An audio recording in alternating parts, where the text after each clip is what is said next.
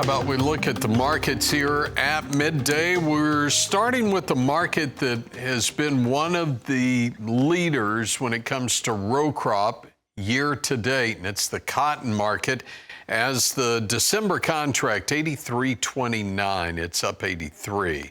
Now, it's traded above that 84-cent level. We've also had 86-cent cotton in May and July.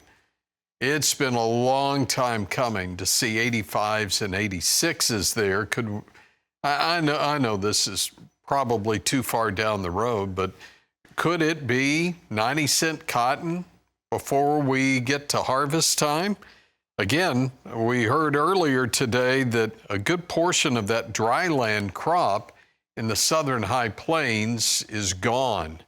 The drought has pretty much ended it. Spring wheat contracts, we're moving higher across the board, and since we're in wheat, let's go to hard red, up 12.5 at 719.5. That's on that September contract. We're also watching Chicago move 7 3/4 cents higher, 646 1/4. How about soybeans? Well, the beans are down 4 cents, 11.73 3/4. We have the corn market. Yep, flash sale, and Arlen Suderman corrected me on this. I had flash sale Mexico, 4.7 million bushels. That's right, but 1/3 of that is not the old crop. 1/3 of that is the new crop that's in the ground right now, with the other 2/3 being the next crop. We haven't even planted it yet, and that's what Mexico is taking. So maybe a little optimism down the road for the market. December right now, 460 1/4. It's down 5 1/4. We've got Luke Lloyd Financial Group. We've got Chris Robinson Ag Marketing. Luke, I think I've got a great question for you, and I'm actually going to start with you, and I'm coming over to you in a minute, Chris.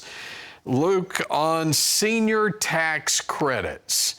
We talk a lot about taxes, but do we miss some on the senior side?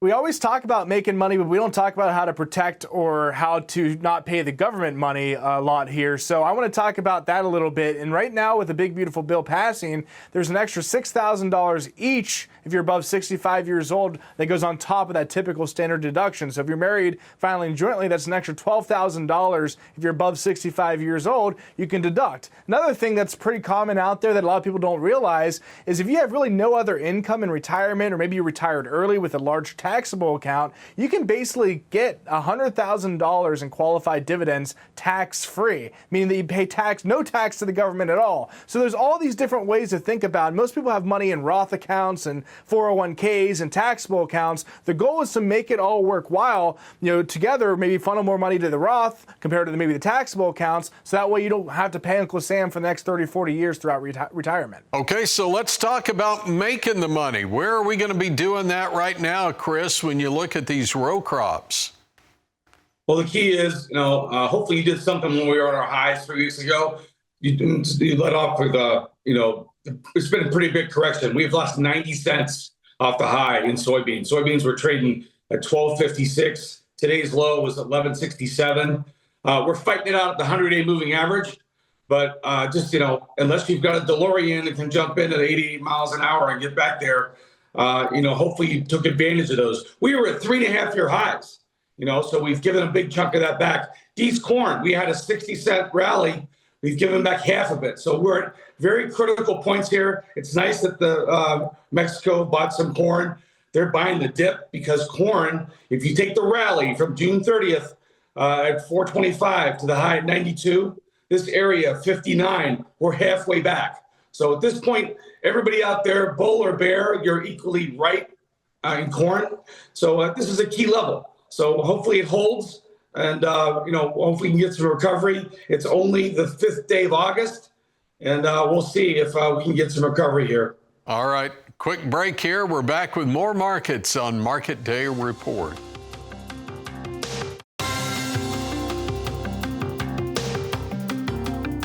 So let's look at livestock markets. Live cattle futures up 255, front month 234.50. Most active is October at 229.85.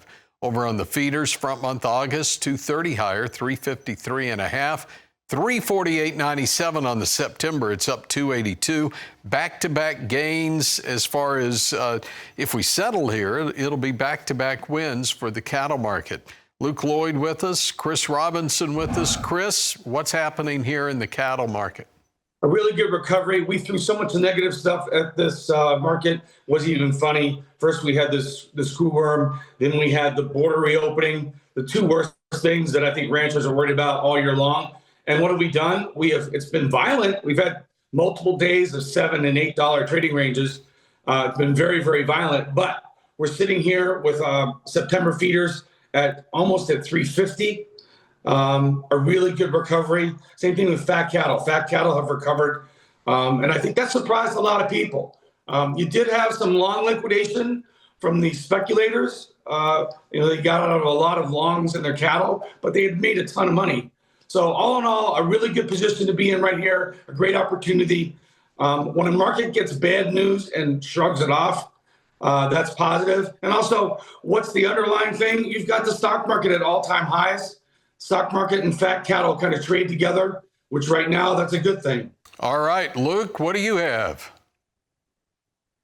It is a good thing. It's a great thing. The stock market's at all-time highs. I think it's going to last a while. Typically, stock markets that hit all-time highs hit new all-time highs pretty regularly, so I expect that to probably continue into year-end. But I do want to highlight SpaceX and Google. SpaceX had its earnings report a few days ago. It sold off about 10%, I believe, after the earnings report. And the reason being is it goes back to the AI spend. SpaceX, they talked about spending all this money on AI, spending all this money on dreaming big. I think today they talked about putting robots on the moon to build data centers and to build infrastructure on the moon. So these big ideas get people excited, but it doesn't add dollars to the bottom line quickly. It typically means you're spending a lot of money. But when it comes to Google, they're feeding $920 million, or Google's feeding $920 million to SpaceX to rent their data centers for all their compute. So they do have revenue coming in the door, it looks like, for their infrastructure and their Starlink segments, but they just need to focus on those, not dream too big, because investors want to see ROI as quick as possible. There you go. Luke Lloyd, Lloyd Financial Group, Chris Robinson, Robinson Ag Marketing.